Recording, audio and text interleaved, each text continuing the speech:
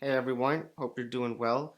I recently just got back from a little holiday trip, so I haven't really had time to work on videos, but I figured why not at least try to make something a little bit more doable that I can still try to get out to you guys soon enough, because what kind of good YouTuber would I be if I wasn't constantly shoving content down your throats, right? Quantity over quality, bro. And what's better for that than a good old-fashioned clickbaity kind of a topic, such as the one that's suggested by the title of this video. So, all I want to do here is just share my opinion on what I believe is actually the hardest thing about becoming a truly great jazz guitarist or just jazz musician in general. If we're trying to get better, there's so many different things that we can be working on, and I'm not even going to get into it, but you can check out some of my videos if you're interested. But all that stuff aside, the thing that I really believe is the hardest thing out of everything is simply just the learning, growing, and maintaining of your jazz repertoire, or just learning, jazz tunes and having them memorized and actually being able to play them in the moment when you need to.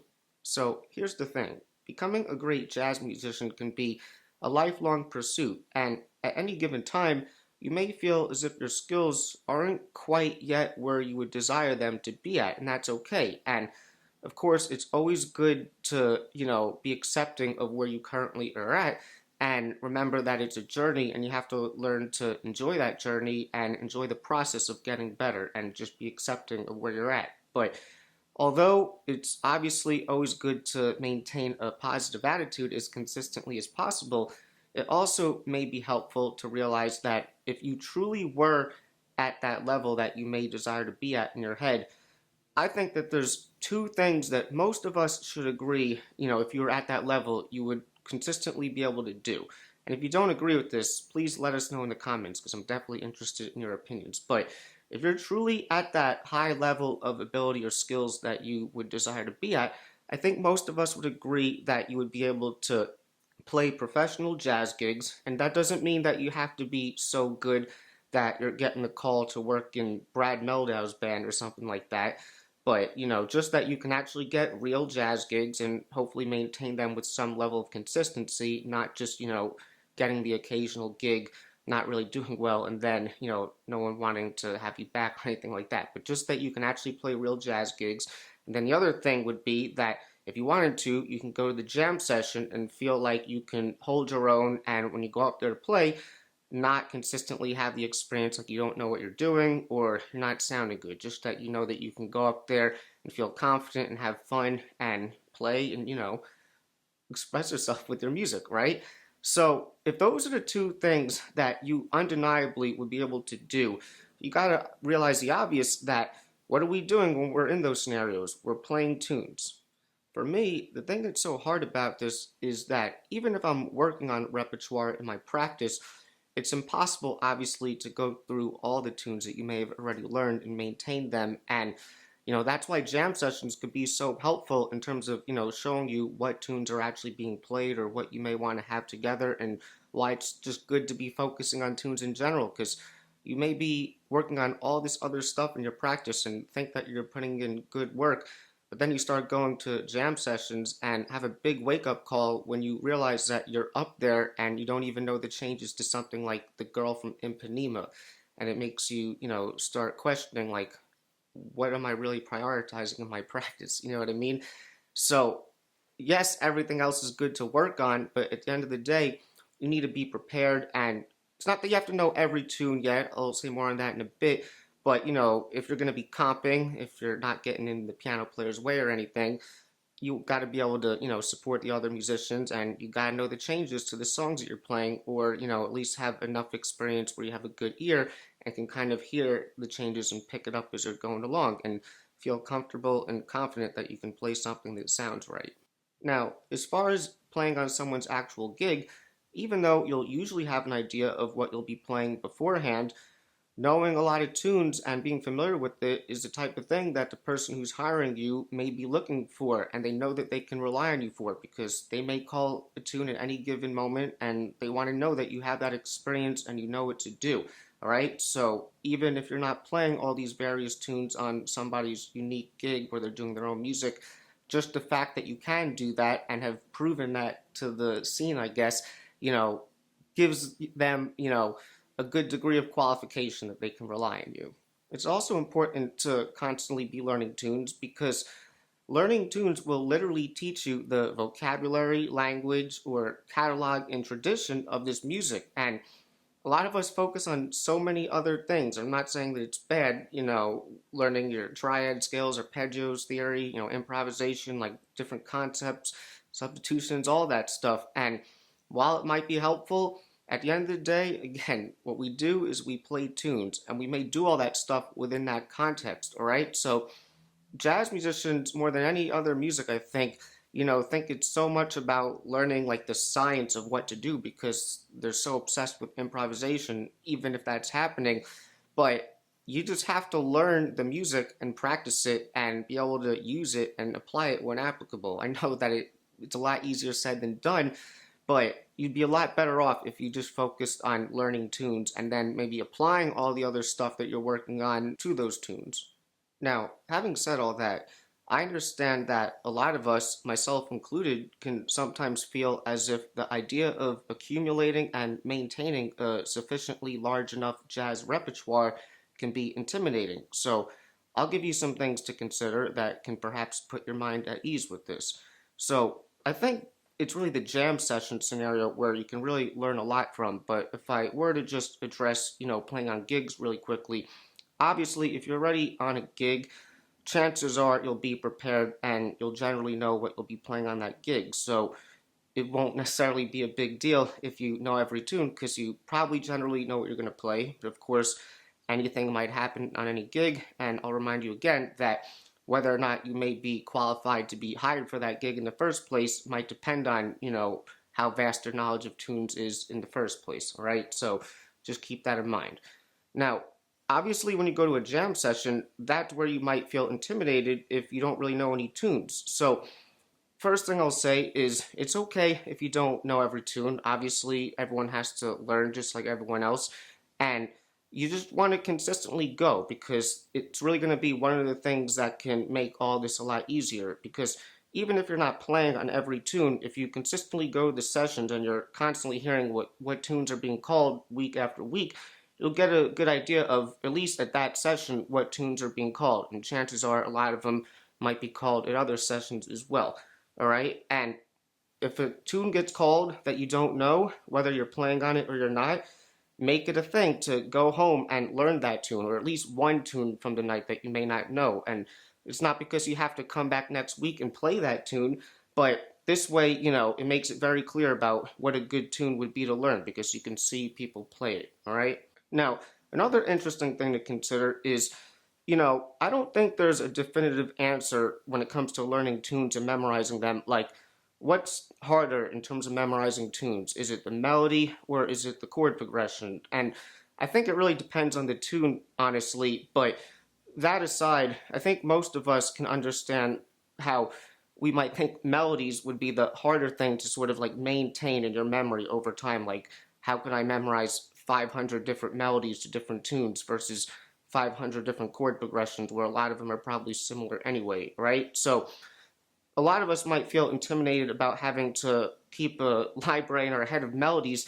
So to kind of put your mind at ease, obviously you still want to know your melodies, you still want to know all the tunes that you know as well as possible, but you should make it a thing where if you're going to go to the jam session and you're going to go up to play, now sometimes you'll go up and the band may not ask you what you want to play, sometimes you're playing what someone else calls, but if somebody asks you to call a tune, whatever you call, make sure you call a tune that you know well, especially the melody that you've been working on. Because if you're going to a session, most likely the only tunes that you're going to be playing the melody for, especially if you're a guitar player, are the ones that you're calling yourself. And that's an important thing. You don't want to be that guy. I've been in that situation myself.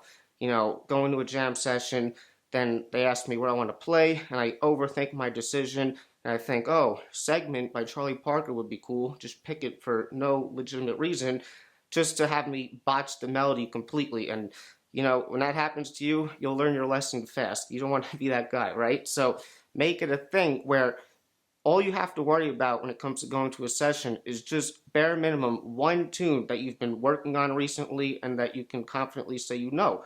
So this way, if you call that, you know that you can call something and you know that you'll have as best a chance as possible of making it sound good, all right?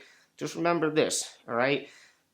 You know what sounds better than a really hip tune is a tune that's played incredibly well. And yes, those things could be one and the same, but I think you get my point.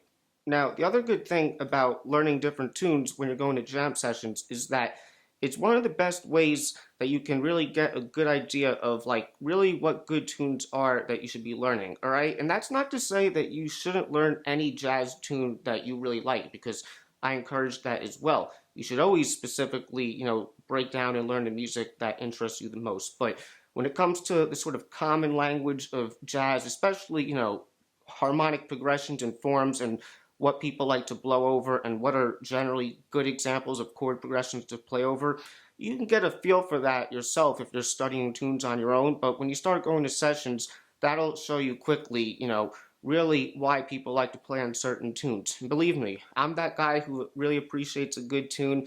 Used to be that guy who would want to go in and try to call all the hippest tunes, but people aren't necessarily playing them at sessions. Doesn't mean that you can't call them, but you should understand why a tune such as Satin Doll should be a more common and fun tune to play over at sessions than perhaps something like Time Remembered by Bill Evans, which is an awesome tune, but nobody's calling that usually at jam sessions. Or, if you look at Monk's music, people might play Monk's Dream even around midnight, but, no one's playing Crepuscule with Nelly or Brilliant Corners or something, you know what I mean? So you got to get a feel for, what the right types of forms are that people like to stretch out and like work out, their jazz and their voiceover, if that makes sense.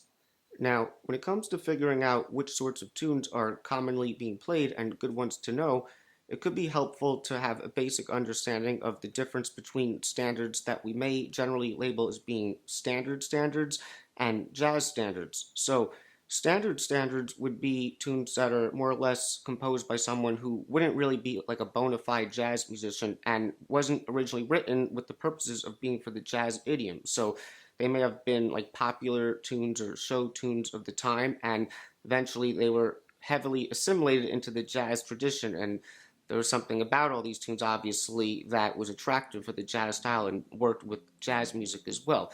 And I'm mainly referring to the harmony. I'll get back to that in a second, all right? So that would be tunes like All the Things You Are, Stella by Starlight, and Days of Wine and Roses. And then jazz standards would be tunes that are composed by a bona fide jazz musician and were originally composed for being, in the jazz idiom and in that style, all right? So that would be stuff like, uh, you know, Record-A-May by Joe Henderson, or Dolphin Dance by Herbie Hancock, or Along Came Betty by Benny Golson, all right? Now, while I wouldn't say that one type of standard is definitively more played at jam sessions than another, it could be good to have a basic awareness of the difference, because depending on the session you may go to or gigs you might be going after, if you're somewhere where there's a lot of singers and that's kind of like the thing at that session, more likely there's going to be more standards that would be considered like standards, right? Because those are a lot of the tunes that actually have words in them, all right? And these are always going to be good tunes to know whether they're called or not. And the thing is, because they weren't composed for the jazz idiom, it doesn't mean that the composer, tried to take it easy with the harmony, but they weren't like trying to be jazzy or, incorporate fancy harmonic things into the compositions necessarily. So a lot of these tunes may be kind of conventional and similar with the harmony and, dare I say, basic. And sometimes people may look at those types of changes and be like, oh, like these are boring or common or whatever. But these changes basically set the standard or the foundation for jazz harmony, even amongst actual jazz compositions as well, right? All the other stuff could be seen as like fancy, embellishments, harmonically speaking, perhaps, right? So this is like the standard harmonic language. So this is something that, you're going to get familiar with more and more. And you'll hear the same sorts of things in different tunes. And because of that, you can generally feel more comfortable playing on these types of tunes, and you shouldn't see it as basic. It should be fun to play on these tunes because you're more comfortable and you're familiar with the types of movements without the harmony getting too complex or, esoteric, I guess. And because of this, if you were at a jam session, it's probably more likely, if you're starting to really develop your ear as a jazz musician, that you would be able to pick up a standard right there on the spot if you've never heard of it or played it before, than perhaps a more specific jazz standard with specific changes, all right? So you don't want to neglect these tunes, all right? But then if you look at jazz standards, on the other hand, I would say the way that any particular jazz composition may have achieved standard status is a little bit more mysterious, all right? Because generally speaking, the types of people who listen to jazz music are more so like jazz musicians or musicians in general, or people who may just be more interested in music than the general public, all right? They're not, this music isn't really as known in the mainstream. So how then do these tunes become standards amongst like the jazz world, I guess? If we consider the harmonic component, like I mentioned before, we could understand how jazz compositions that may be more harmonically specific or have more complexities wouldn't necessarily become standards that are frequently played or called, because you really got to know those tunes to make them sound right. But any tune can still be fair game at any point in your entire musical life. Just good to always remember that. But in general, some compositions, the form or harmonic progressions of them just seem to work better as vehicles for improvisation in the jazz idiom, and there's got to be something about them or a reason why musicians like to play on them, all right? But regardless of this, it's interesting because I've noticed in my experience from listening to more and more jazz music and hearing more tunes and learning more tunes that aren't necessarily jazz standards or just tunes that everyone may find in the real book, I've noticed that there's just so many great jazz songs that aren't necessarily too harmonically complex or specific that totally could work as a standard, and yet people are never calling these tunes. And why is that? So that's why I think there could be a little bit of a mystery or luck component to how jazz tunes become standards, I suppose. But a good example of compositions to look at from one jazz musician would be someone like Wayne Shorter, right? Because people like to play a lot of Wayne Shorter tunes sometimes, and in general, we may describe a lot of his compositional style as more so like modern jazz type of harmony or composition. But when you really dissect different tunes written by him, it's interesting to see like, oh, like why do people play this or not this? And sometimes you could tell and sometimes you can't. In my opinion, I really think at this moment in time, the most commonly called Wayne Shorter tune at a session, and I don't think it's Footprints, at least not right now, but in my experience, it's something like Yes or No. And it makes sense if you look at the harmony of that. The first 8-bar section, it's like this modal thing, kind of like a Cedar Walton type of thing. You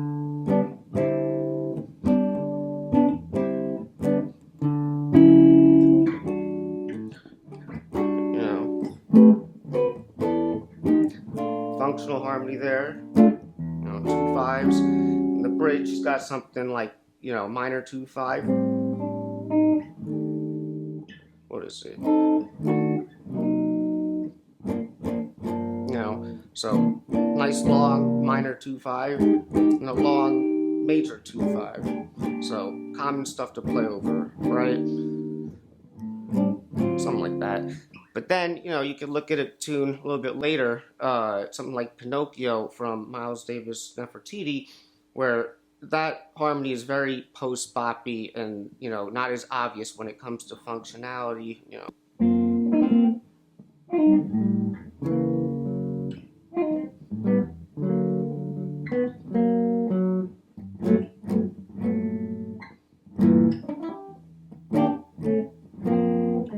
This next part's cool.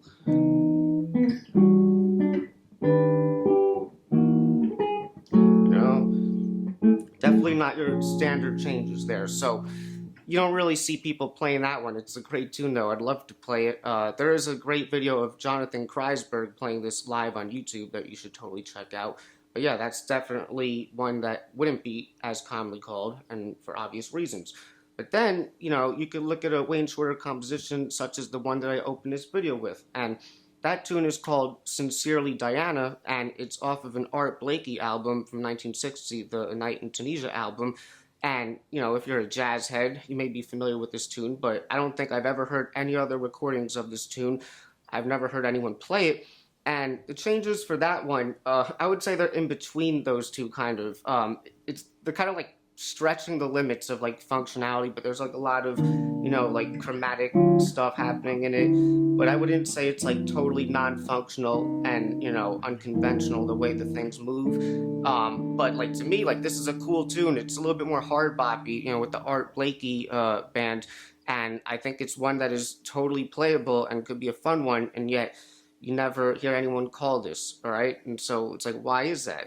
That's why I think it's up to us to put the word out there for all these tunes so that, the list of jazz standards or fun songs that people actually like to play at sessions can hopefully expand, all right? So I actually made a PDF of the lead sheet for this tune if anyone wants to check it out. It has tabs, notation, the melody, and the changes, just a standard lead sheet.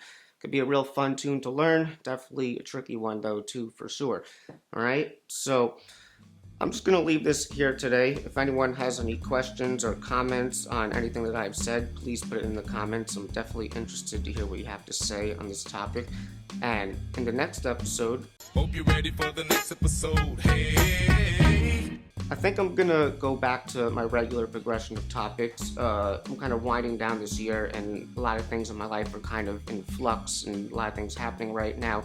But I'll keep you updated as always.